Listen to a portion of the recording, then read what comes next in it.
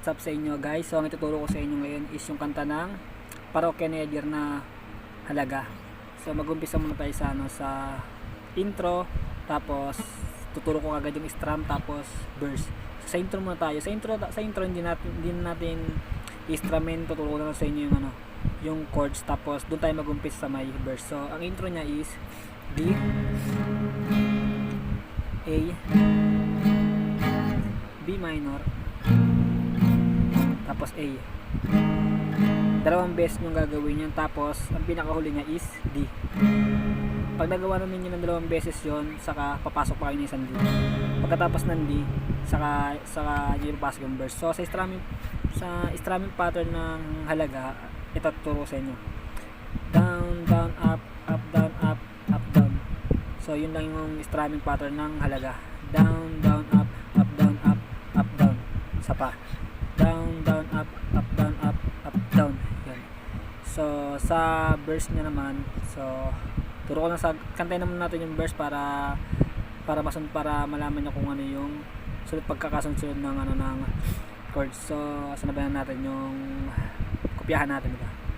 Yan. Ganito yung yung verse niya.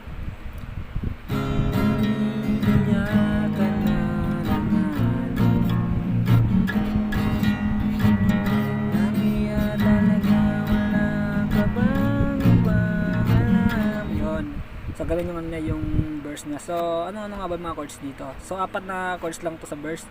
Ito siya. D, A, B minor, tsaka A. Yan. Apat na beses na siya gagawin, tapos na yung verse niya. So kantayin natin siya para masundan natin yung pagkakasunod ng chords. So ito.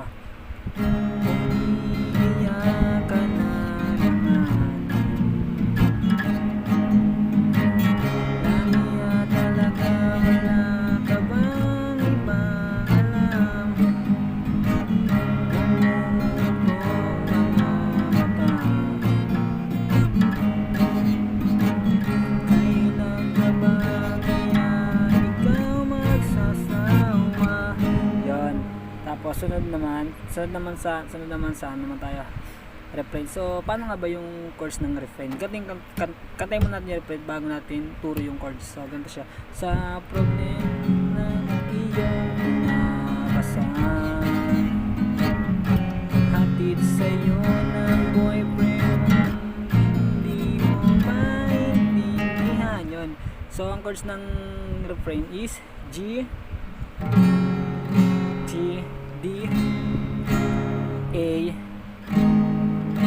tapos G ulit, D, tapos B minor, tsaka A.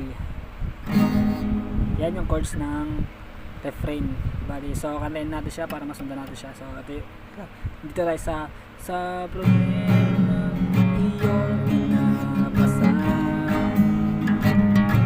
hatid sa'yo ng boyfriend, hindi mo maintindihan. Yun. So yun yung chords sa refrain, tapos balik ulit sa verse. So yung kung ano yung chords ng unang verse, nang ganun din sa second verse. So drama na naman, parang pantig na walang katapusan, hanggang kailan ka ba ganyan? Hindi mo ba alam na walang pupuntahan? Yun. So yun yung second verse niya. So dito naman tayo sa pre-chorus. So sa may pre-chorus niya is, ang chords niya is G,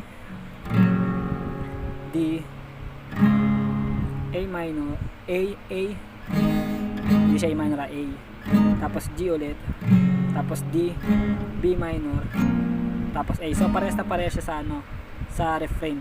So parehas na parehas sa refrain. So kantayin natin siya para masyagi. Ang pagtiyaga mo dyan sa boyfriend mong tama. Ay, isa pa, isa ulit natin. Ang pagtiyaga boyfriend mo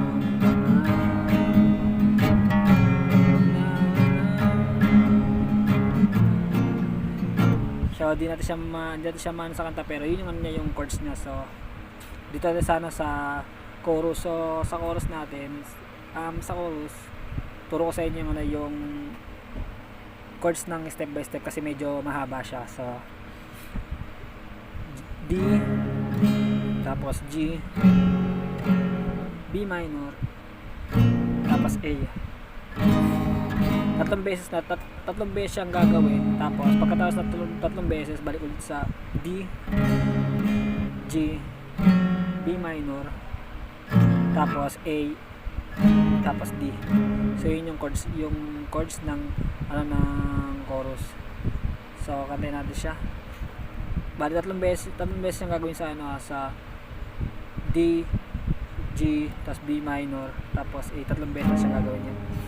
Sa libo-libo ang pagkakataon na tayo'y nagkasama, ilang ulit na lang kita nakita ang masaya na inis ako isipin namin na ganyan-ganyan.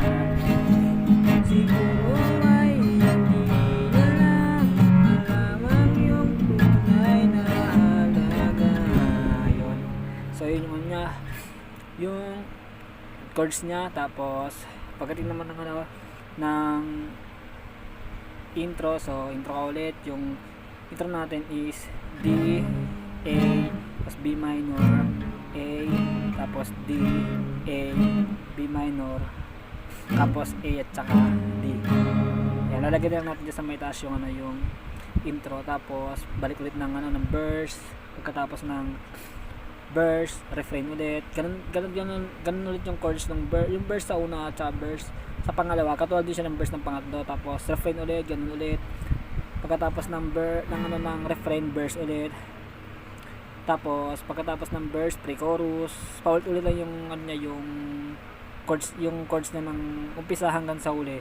Tapos chorus na ulit tayo. Tapos pagdating ng ano, ng chorus, may solo guitar siya. So yung solo guitar niya naman, di natin siya ipa-plucking. So strum pa rin siya. So D, G, B minor at saka A. Yan. Apat na beses lang siyang gagawin. Tapos saka naman siya papasok sa ano, sa ano, ganito. Minsan hindi ko maintindihan. Yan. So ano nga ba yung ano, yung chords ng ano, ng interlude na yan. So ang chords ng interlude is ang interlude lang ng bridge is ganito. Bridge. Tawagin lang natin siyang bridge. So B minor, tapos D,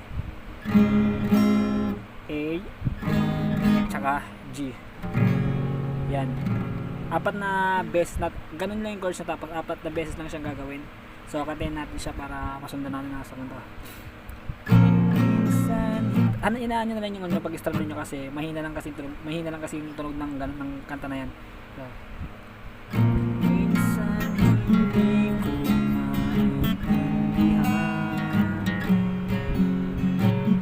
parang ang buhay natin ay napagtitipan, medyo malabo yata ang mundo, binabasura ng iba ang siyang pinapangarap. Ganon. So ganun yung yung chorus siya. Tapos babalik ulit ng chorus. Pagdating ng chorus, doon na sa ano, sa outro. So yung outro niya is kung ano yung tunog ng chorus ng intro, ganoon din sa may outro. So yun lang muna. Sana naintindihan niyo yung ano ko, yung video na to. So tuloy-tuloy niyo lang sa pag-aralan hanggang sa matutunan. So yun lang muna ulit. Maraming salamat sa inyo. Please subscribe at saka paki-like na rin ng page ko para updated kayo sa mga gagawin kong video. Maraming salamat.